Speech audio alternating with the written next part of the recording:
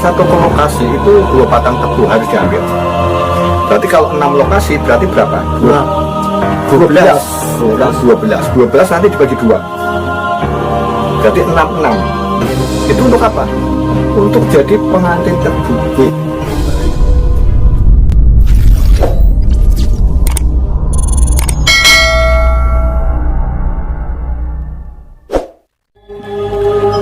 Assalamualaikum warahmatullahi wabarakatuh. Apa kabar teman-teman semua, subscribe dan orang-orang yang belum pernah melihat video Carla? Apa kabar semuanya? Semoga Anda semua selalu sehat, bahagia, dilindungi sama Allah. Dan pada kesempatan kali ini saya akan membagikan pengalaman dari Mas Tuslim tentang ruwatan pabrik gula tebu yang ada di Sokaraja, karena beliau pernah dulu itu kerja di sana. Jadi beliau itu masyarakat ngobrol dengan para tetua-tetua di situ dan mendapatkan informasi bahwa dulunya itu menjelang panen pabrik itu ada sebuah tradisi yang namanya ruwatan. Oke teman-teman, monggo selanjutnya Mas Tuslim dengan yang bercerita. Oke teman-teman,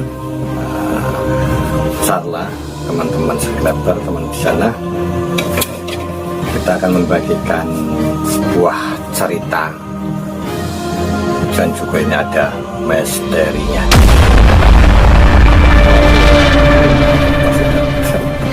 Ya gimana itu ceritanya Mas? Ya itu nanti aja, merinding-merindingnya nanti aja. Ini biasa teman-teman, kalau kita bercerita tentang misteri itu ada sesuatu yang datang. Nggak tahu mengapa itu, nggak tahu mengapa. Tapi semoga saja aman-aman saja lah. Oke, gimana lanjut? Oke, assalamualaikum warahmatullahi wabarakatuh. Waalaikumsalam warahmatullahi wabarakatuh. Sedikit saya akan menceritakan misteri ruwatan pabrik gula tebu. Dimana menjelang panen maka akan diadakan yang namanya ruwatan. Itu pabrik tebu itu kira-kira berdirinya tahun berapa itu Mas? Itu kurang lebih sekitar 1883. Zaman itu. Itu saya menemui orang yang pernah bekerja di pabrik itu. Sekarang masih itu enggak? Masih produksi enggak? Enggak, sekarang Sudah tutup. Masih berdiri juga? Ini masih tegak, bagus. Terus kosong apa gimana? Sekarang sudah dipakai buat garmen. Oke, monggo lanjut. Nah, saya di sana kan bekerja. Itu ada suatu proyek Ya, perumahan tapi dekat dengan itu dengan lokasi pabrik tebu. Gula tebu. Nah, dekat kurang lebih 500 meter lah. Nah di situ juga yang kerja teman saya juga pernah kerja di pabrik tebu itu. Makanya saya bisa berbincang-bincang. Berarti itu orangnya ya udah lumayan tua. Iya. Bisa berbincang, Pak. Namanya juga persis nama saya, cuman ganti kalimatnya. Namanya siapa? Kalau saya kan Tuslim, karena Taslam. Ya. Ya gimana menurutnya Mas Taslam itu? Nah, Pak Taslam. Taslam karena udah tua ya. Nah, itu menceritakan seperti ini. Oke teman-teman, yang belum subscribe tolong ya subscribe dulu, tekan tombol loncengnya juga biar nanti ada pemberitahuan kalau saya mengupload video yang baru. Oke, monggo lanjut. Jadi setiap mau panen atau penggilingan panen itu pasti yang diadakan pertama apa? Dari sekian kebun itu, kebunnya itu jumlahnya kalau tidak salah saya dengar waktu itu sekitar 6 lokasi. Masing-masing lokasi itu sekitar 20 sampai 30 hektar.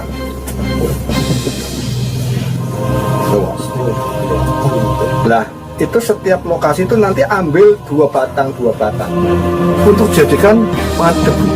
Itu berarti dibuat seperti Orang dibuat seperti orang, layaknya orang, jadi pengantin tebu. Di saat itulah ada nana tebulan untuk mengiringi masuknya tebu yang dijadikan orang masuk ke dalam mesin. Apa yang terjadi lagi? Berbagai macam acara. Apa yang dipersembahkan? 3 kepala sapi.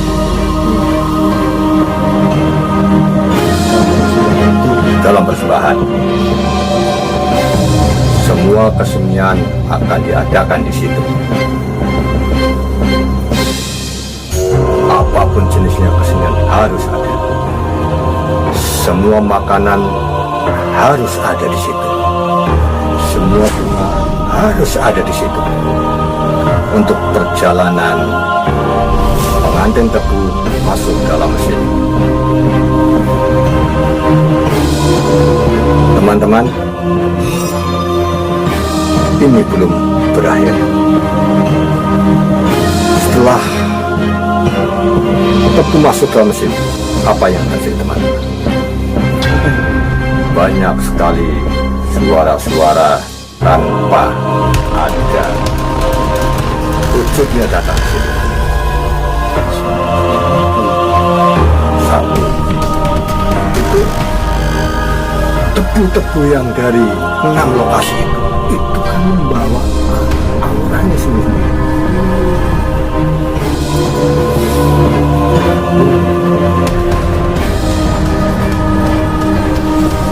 Maka dari itu, jangan beranjak dari sini.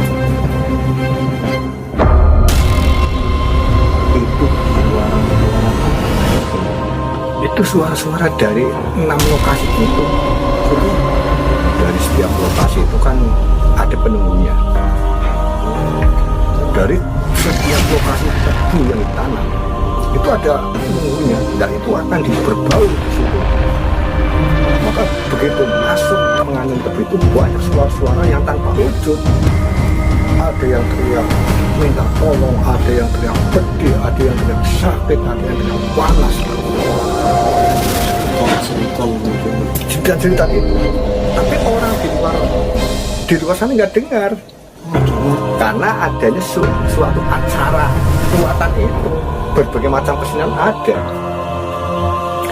Yang dengar ya orang-orang yang di dalam pabriknya itu yang lagi acara pelepasan pengantin itu, termasuk itu Pak Taslam. Pak Taslam. Jadi orang-orang yang di dalam yang mendengar cerita-cerita itu, yang pelepasan pengantin tebunya masuk ke mesin, orang yang di luar hanya asik. Karena apa? Hiburannya banyak sekali teman-teman. Wayang golek, wayang kulit, semua wayang yang ada di Jawa Tengah pasti ada. Semua hiburan ya. Itu selama 7 malam.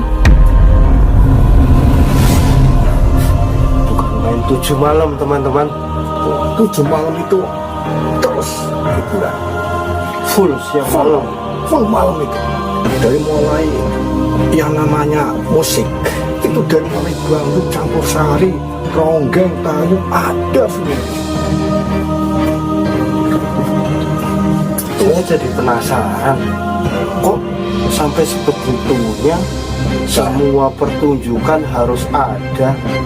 Itu memang ada yang minta apa gimana itu? Nah, begini, itu kan ada di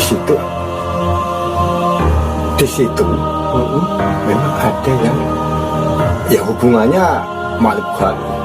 Ya. Jadi sebelum ada pengantin tebu, pelepasan ke mesin itu memang diminta seperti itu. Kenapa? Adanya yang namanya kereta jalan sendiri, troli ya, jalan sendiri. Padahal tanpa ada yang mengemudikan. Ya memang kalau pabrik tebu zaman dulu memang terkenal sebelum angker, sebelum acara itu pernah terjadi. Makanya setelah acara itu terjadi hal yang tidak di luar nalar, maka terjadilah namanya ruatan itu. Untuk apa?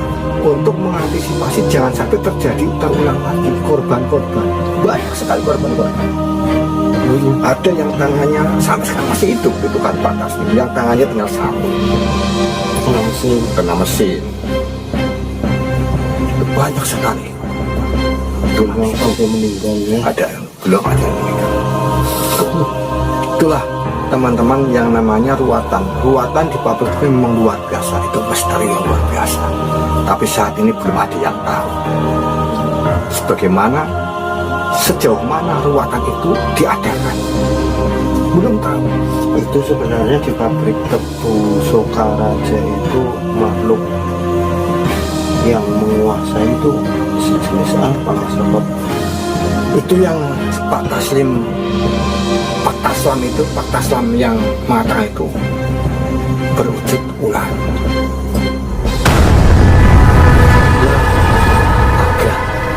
Naga. Ular naga. Jadi mengapa kok di situ dia berebutan jadi istana?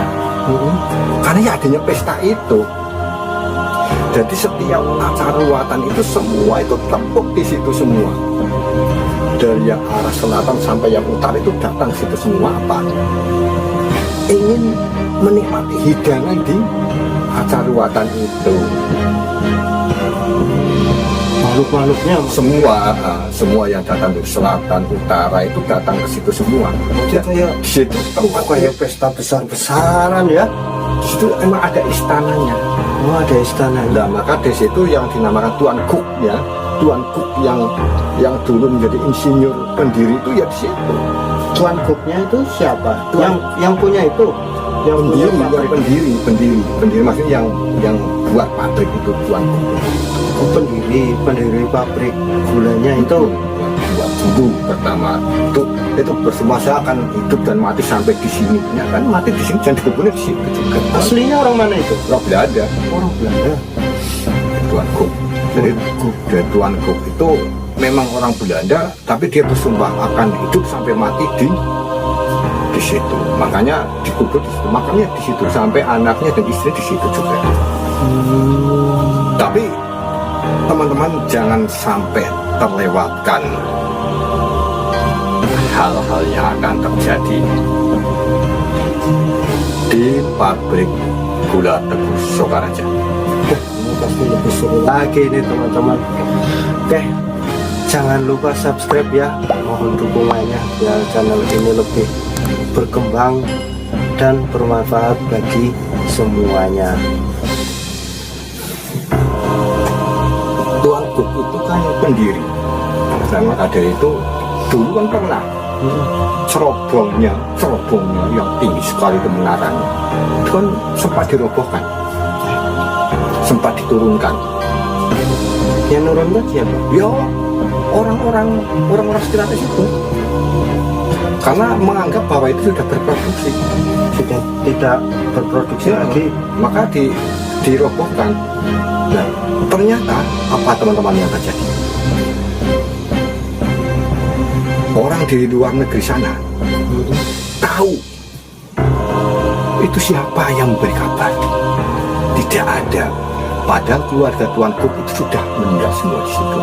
Orang Belanda sana itu Kok ada orang Belanda dari Belanda langsung ke yang namanya ke Banyumas, ke Sokaraja, langsung ke Pemdanya minta cerobong itu harus dinaikkan lagi, harus didirikan lagi.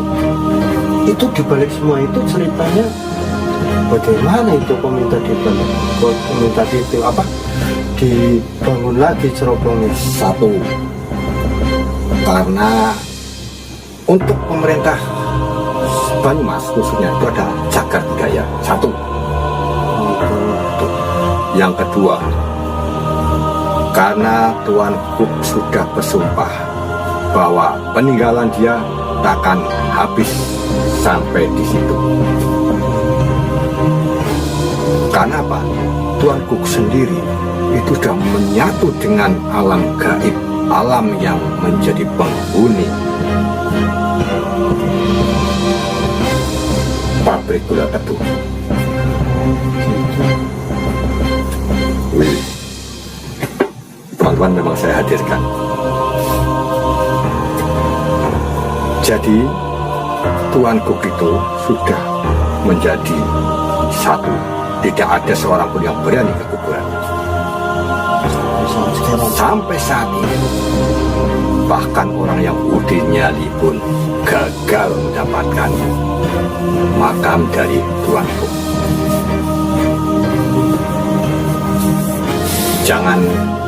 Jangankan sampai ke lokasi, mendekat pun tidak akan berani. Tidak kuat. Itu tempatnya dari cerobong itu ke arah selatan sedikit. Di situ adalah ada tempat kuburannya Tuan Guk dan keluarganya. Itu di situ. Dan banyak sekali teman-teman. Di sisi lain ada yang namanya asisten atau termasuk abdi dalamnya Tuan Guk. Itu yang dinamakan Nibongkok. Orangnya kecil, tapi dia sakti. Dia sampai saat ini sering menampakkan diri di pabrik gula tebu. Sampai sekarang apabila terjadi sesuatu pasti dia akan hadir dan muncul di lokasi itu. Siapa namanya? Namanya Nibongkok. Itu orang Cina. Orang Cina. Cerangkok, tapi kebanyakan cingkok karena agak pendek tapi agak kokoh. Itu paling termasuk ditakuti di situ. Jadi siapapun yang bekerja di situ mempunyai gelagat atau yang tidak benar pasti akan terkena kita. Nah, mengapa di situ misterinya luar biasa, teman-teman? Karena di situ ada istana yang didukung oleh. Tapi gimana ada hubungannya dengan sana? Itu karena kan setiap ada acara ruatan datang, diundang oleh penghuni situ. Nah, makanya setelah cerobong itu didirikan sampai saat ini, karena apa? Itu adalah janji dari Tuan Guk. Kalau cerobong itu tidak dinaikkan lagi, Tidak dibangun lagi. Itu akan jadi malapetaka orang-orang sekitar itu. Malapetakannya apa? Itu akan jadi kebentuk pagebluk. Pagebluk itu akan banyak orang yang menjalani sakit pagi, sore meninggal. Makanya akhirnya didukung dengan orang-orang setempat, akhirnya dibangun lagi sampai saat ini. Karena ini termasuk Tuan Guk sendiri yang membangun, yang mendirikan. Makanya dia berani bersumpah mau hidup sampai mati di situ, ya akhirnya seperti itu. Dan sampai kapanpun nggak boleh pabrik itu Lenyapkan, intinya seperti itu. Terus setelah sampai sekarang ini kan masih berdiri tegak lagi, bagus lagi.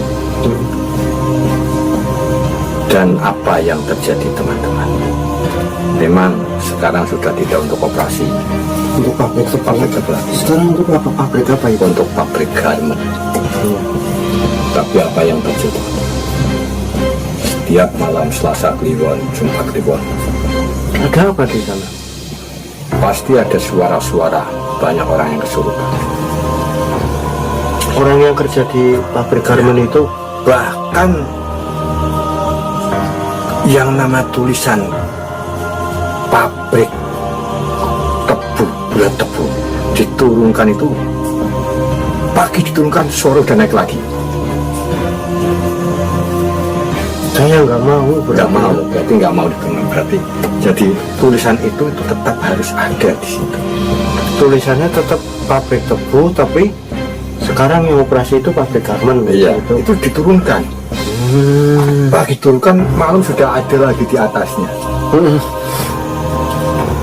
Iya, ngeri. Itulah yang namanya pabrik tebu Sokaraja. Memang misterinya banyak sekali. Di sisi lain itu cerobongnya itu sebetulnya kan uap untuk uap sana.